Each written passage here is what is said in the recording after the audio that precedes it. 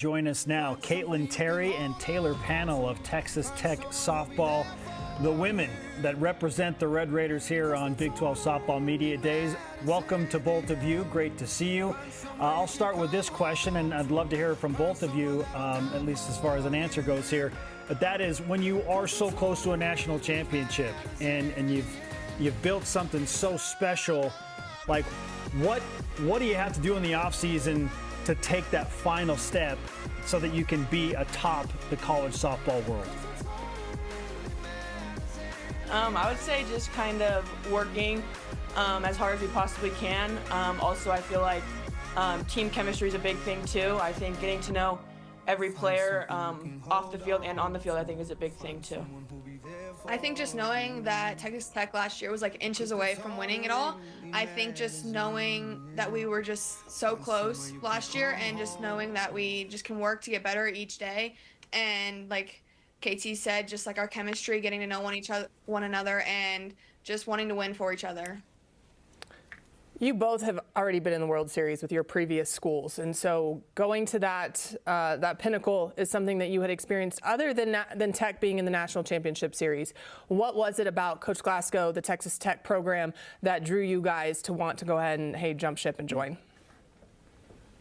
I would say I think just his coaching. He does anything to win, no matter what it is. I think that was probably the biggest thing, playing them in the World Series, just being in right field, kind of just seeing like his coaching style was amazing, and he just wants to win no matter what.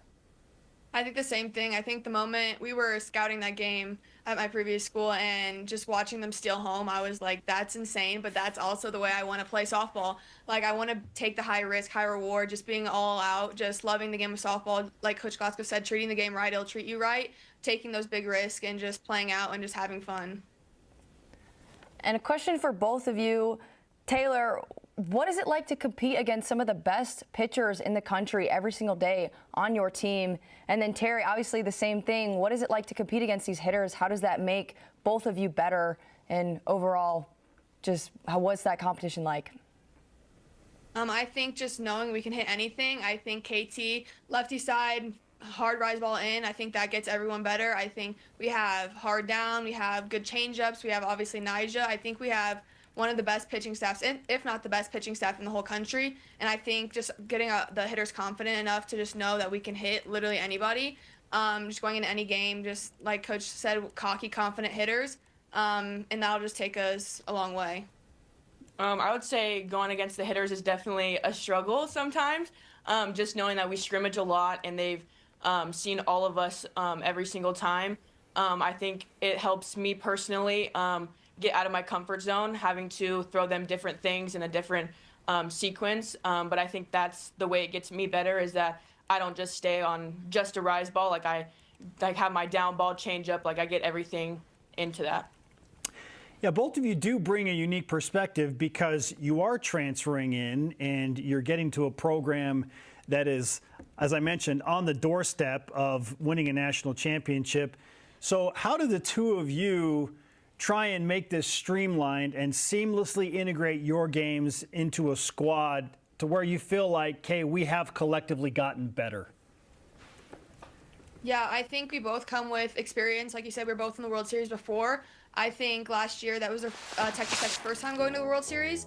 I think that we just bring the experience and the knowledge of what it takes to get there and just prove that it just wasn't like a one-time thing, that we'll be back this year, and that's the goal of the whole team, is to go back and get a ring. But it just comes with long preparation. We put the time in. We're now upperclassmen, so we know what it takes in the off-season, during the summer coming in the fall, and then this past winter to get us ready for season. Yeah, just going off of Taylor, I think just us being able to be in the World Series before this was like a big thing, that we have the experience. So just going back this year is going to be fun. Caitlin, you're obviously a successful pitcher in your own right. You are joining another successful pitcher. A lot of times that 1-2 punch, sometimes you can take a deep breath and be like, it's not all on me every day. But how are you and Nyjah working together and complementing each other in the bullpen, in scrimmages? Just how is that dynamic working for you two? I think it's great. It's just both of us just being ourselves.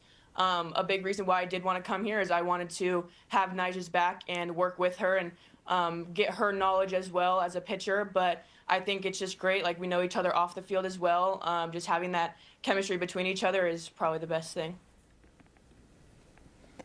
And both of you new to the team this year, how have the returners brought you into the cultures and standards at Texas Tech? I think coming in day one, we like gelled so like weirdly. Like it's unexpected. Like coming in, there was a lot of new people, freshmen, transfers, and the returners were just so welcoming. I think just knowing they were so close last year and everyone coming in, it just has the same goal.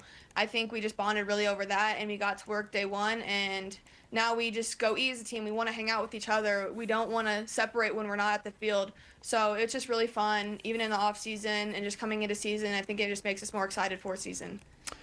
Yeah, I'm glad that you mentioned the word fun, because I think one of the things that makes softball so unique is it's very easy to see the joy of the players during the game with the chants and the smiles and the practical jokes in the dugout. So for you two, having played at such a high level, and there is pressure, obviously, to go out and compete and win every game and win a national championship, but what's the most fun or the most fun element of playing softball for both of you? I think just kind of like playing as a kid. Like, pressure is real, but just don't let it get to you. I just think just playing for fun, like playing for each other, just having like those fun times in the dugouts or even in the locker room, like just like being a kid, I think is a big thing. Yeah, same thing for me. I think I have the most fun when we're just hanging out in the dugout in between innings. Like when someone makes a great play, everyone's laughing, jumping up and down. I think competing brings out the more fun side of us. I think we're a very competitive team, even in scrimmages. And I think even our scrimmages are fun. So I enjoy going to practice every day. So as we close out this final question, between the two of you in those scrimmages, who would you say has the advantage over the course of the fall and now into the spring? I don't know. I think it's definitely 50-50, or it's just I don't think it's one over the other. I think it's just whoever competes harder, whoever competes more, whatever. But Yeah. I think it's definitely been like 50-50. Like hitters win, pitchers win. Like it's just back and forth. I think both of us have had like our fair shares of wins, but honestly this spring, not saying like they should do this, but we've been on the same team like majority of the time. Yeah. And I like it that way, so it's been fun. Your coach said, hey, I want my players to be confident and cocky. I was waiting for one of you to be like, oh, I dominated. I absolutely dominated her, but these are signs of good teammates. You're great teammates. And we're excited to watch Texas Tech softball into the spring. Good luck to both of you, and thanks for spending some time with us. Thank you. Thank you.